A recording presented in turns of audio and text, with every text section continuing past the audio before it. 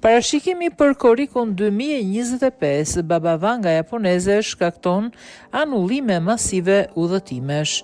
Turistët po anullojnë ose shtyn udhëtimet e tyre në Japoni pas një profecie shqetësuese nga një grua që është përshkruar si Baba Vanga e Japonisë. Baba Vanga, fallxhoria e verbër bullgare që vdiq në vitin 1996, u bë famshme për parashikimet e saj të kopshme, por të sakta, siç janë sulmet e 11 shtatorit dhe vdekja e princeshës Diana. Sot Rio Tatsuki, e cila nga shumë njerëz quhet versioni japonez i Baba Vangës, po paralajmëron për një fenomen natyror që do të ndodhë në korrik të vitit 2025, siç deklaroi ajo, një çarje do të hapet në shtratin e detit midis Japonisë dhe Filipinave, duke shkaktuar valë 3 herë më të larta se ato të tërmetit të Tohokus, sipas CNN. Turistët po anullojnë udhëtimet e tyre jashtë vendit, pasi një fallxhore e quajtur Baba Vanga e Japonisë bëri një parashikim të tmerrshëm. Rezervimet për në Japoni ulën me 50%, ndërsa afrohet data, mira udhëtar që kishin planifikuar pushimet në Japoni për në korrik panullon ose shtyn udhëtimet e tyre. Sinuen, drejtori ekzekutiv i Agjencisë së Udhëtimit në Hong Kong, tha se rezervimet për në Japoni ranë me 50% gjatë periudhës së Pashkëve. Shqetësimi është më intensiv në Kinë dhe Hong Kong, burimi i dytë dhe i katërt më i madh i turistëve për Japonin, ndërsa vende të tilla si Tajlanda dhe Vietnami janë gjithashtu të prekura, ku mediat sociale janë mbushur me parashikimet e Tatsukit. Situata u përkeqësua kur ambasada kineze në Tokyo lëshoi një paralajmërim për qytetarët e saj në fund të prillit, duke u kërkuar kujdes kur udhëtojnë, studiojnë ose blejnë pasuritë paluajtshme në Japoni. Autoritetet japoneze po përpiqen të kontrollojnë panikun e njerëzve, duke i përshkruar parashikimet si thashetheme të pakonfirmuara. Do të ishte një problem serioz nëse përhapja e thashethemeve jo shkencore do të ndikonte në turizëm, tha guvernatori i Miyagit, Yoshihiro Murai. Nuk ka arsye për të shqetësuar, japonezët nuk do të largohen nga vendi, shpresoi që vizitorët të injorojnë thashethemet, tha ai. Parashikimet më të famshme të Baba Vangës japoneze.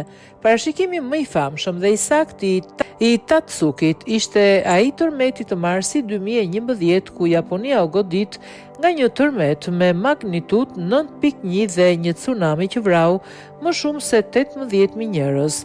Thuhet gjithashtu se Tatsuki ka parashikuar vdekjen e Freddie Mercury, të cilin ai e pa në ëndër në 24 nëntor 1976, saktësisht 15 vjet përpara se këngëtari të vdiste në të njëjtën datë. Vdekja e princeshës Diana përmes dy vizioneve të ndryshme, tërmeti Kops i vitit 1995 i dyti, më vdekje prurës i shekullit të 20. Në një fragment nga libri i saj, ajo shkroi se 25 vjet nga tani një virus i panjohur do të shfaqet në vitin 2020, do të arrijë kulmin në prill dhe do të rishfaqet 10 vjet më vonë, duke përforcuar pikpamjen se ajo kishte parashikuar pandemin COVID-19. Vlen të përmendet se Japonia ndodhet në një nga rajonet më sismike aktive në planet, të ashtu quajtur Unazaj zjarit, dhe shkencëtarët vlerësojnë se ka një shans prej 80% që një tërmet i madh të ndodhë në zonën e Nankai Tronk brenda 30 viteve të ardhshme. Japonia ndodhet direkt në unazat e zjarit paqësorit, një brez me aktivitet të fortë sismik.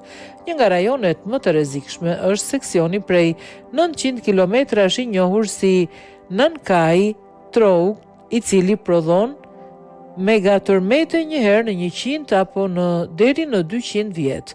Ajo nuk është e vetmja që po jep alarmin.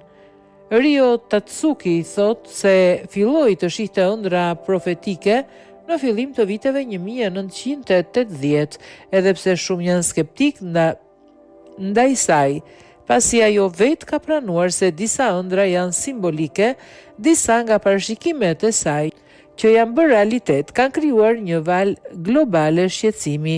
Në fakt, edhe fallxhorët nga Hong Kongu dhe Japonia po paralajmërojnë për një ngjarje katastrofike në korrik 2025. Mësuesi Feng Shui Qian Yu, i njohur edhe si mjeshtri i 7, ka parashikuar se viti i ri i gjarprit do të sjellë tërmete, zjarre dhe rrëzime avionësh. Në fakt, ai rekomandoi shmangjen e udhëtimeve në Japoni dhe Korenë e Jugut. Siç duket, një profeci e thjeshtë mjafton për të prishur jo vetëm turizmin, por edhe psikologjinë e mira udhëtarëve.